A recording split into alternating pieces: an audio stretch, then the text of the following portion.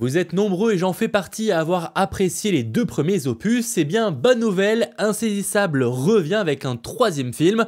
On va ensemble découvrir le trailer et en parler juste après, c'est parti. Dans le monde de la magie, tout ce qui disparaît réapparaît. Oh, ah, ça fait du bien de se revoir.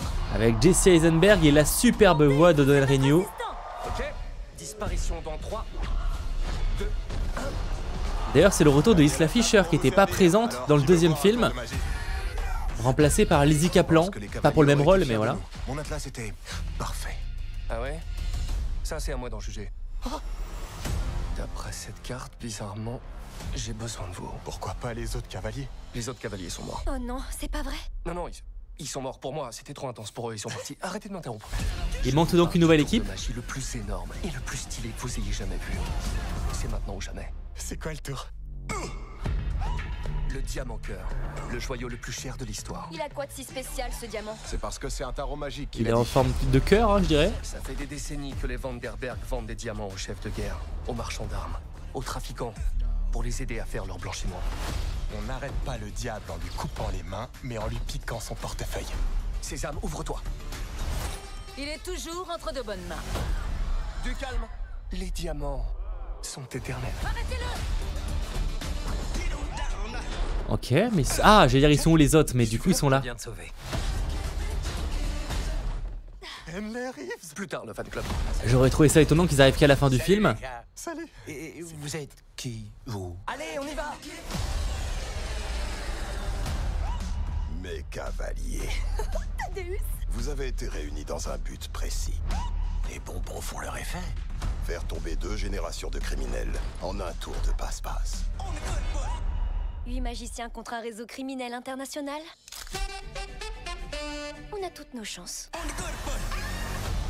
L'ambiance qu'on a adorée. Réalisée par Ruben Fletcher. Le spectacle vous plaît? On peut passer aux choses sérieuses.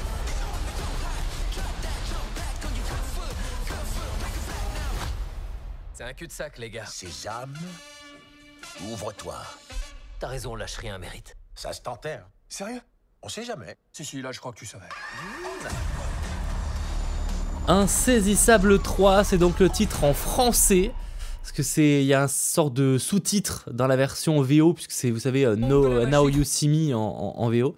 Dans tous les cas, Insaisissable 3, voici le trailer. Je vous laisserai me dire en commentaire ce que vous en pensez. J'avoue que je suis évidemment très hypé. C'est pas un trailer qui me hype plus que ça, enfin dans le sens où je suis déjà hypé par le film, mais c'est pas un trailer qui me réaugmente cette hype, on va dire ça comme ça. Mais je suis assez heureux de retrouver ces personnages-là. Je suis par contre curieux parce que plein d'éléments déjà. Alors, il me semble que c'était confirmé que Mark Ruffalo serait présent, et là on le voit pas dans le trailer. Alors, ça veut rien dire parce que je pense qu'il aura pas un rôle majeur. Et en vrai, je pense que Morgan Freeman non plus aura pas en vrai un rôle ultra important. Je pense qu'il sera juste dans son petit manoir pour venir aider les personnages et après basta. Mais du coup, Mark Ruffalo, c'est qu'il est censé, je crois, être présent dans le film et il est pas vu dans ce trailer-là. Donc peut-être qu'il sera teasé plus tard ou qu'on devra le découvrir justement dans le film, avoir le rôle évidemment qu'il aura. Et par contre, moi, je suis plus curieux de savoir par rapport à Lizzie Kaplan parce que Isla Fisher, du coup, c'était la fille de la bande dans le premier opus. Sauf que finalement, c'est Lizzie Kaplan qui a pas repris le rôle, mais en tout cas qui a repris un peu ce poste-là, si je puis dire, dans le 2e opus. Et là, Lizzie Kaplan est pas là. Donc je sais pas si on aura une petite justification de pourquoi elle est là, ou peut-être que...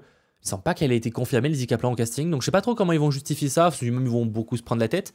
Mais c'est que ça faisait bizarre de changer de personnage, de changer de team, entre guillemets. Donc là, à voir ce que ça va donner pour ce 3e film, sachant que, je sais pas si c'est déjà officiel, mais en tout cas, il y aurait un 4e opus qui serait déjà un peu dans les préparations.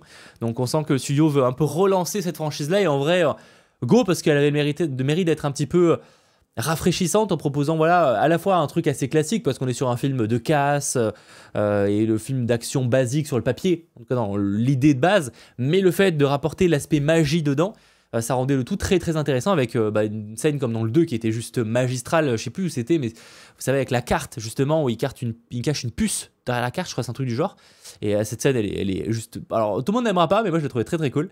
Donc en tout cas ouais, j'ai assez hâte de voir ce que va donner ce 3e opus, il sera aussi cool que les 2 premiers. Voilà, j'ai pas grand chose à dire de plus sur ce trailer, pour le coup on dévoile pas énormément à part ce nouveau méchant. Voilà, ce nouveau méchant assez classique. Voilà, à voir aussi par rapport aux nouveaux personnages qui vont potentiellement rejoindre la bande, j'imagine. Les 3 nouveaux persos. s'ils arriveront aussi à apporter leur petite touche de charisme dans cette team-là, qui sera déjà... ça va être, c'est que ça peut... J'ai peur, de mon point de vue, qu'ils fassent un peu comme dans les Bad Boys, dans les derniers Bad Boys, dans le sens où, dans le rôle de Vanessa Jennings, etc., où je trouve que, peut-être un peu moins flagrant dans le dernier, mais je trouve qu'ils sortent pas trop du lot, parce que forcément, ils sont tellement à côté de personnages qui sont marquants, charismatiques et qui développent beaucoup, que même si en vrai, c'est pas les personnages les plus développés dans Insaisissable, mais du coup, j'ai peur que malheureusement, ils développent pas énormément ces personnages secondaires, là, les trois là, et qu'ils soient juste là pour avoir une petite touche de fraîcheur et de nouveauté, et que ça apporte pas grand chose au film. On verra. Je m'égare évidemment pour l'instant, ça reste des inquiétudes avec de gros guillemets, le mot d'être un peu fort pour le mot inquiétude, pour juste un trailer d'un film qui sortira en novembre, je l'ai pas dit, en novembre, donc on a le temps, en tout cas dans les salles de cinéma, ce qui est assez cool d'ailleurs, parce que ça aurait pu être racheté par une plateforme de streaming, c'est pas le cas, ça fait plaisir. En tout cas, j'espère que cette petite vidéo vous aura plu, si c'est le cas, n'hésitez pas à lâcher un petit pouce vers le haut et à vous abonner, on se retrouve très vite.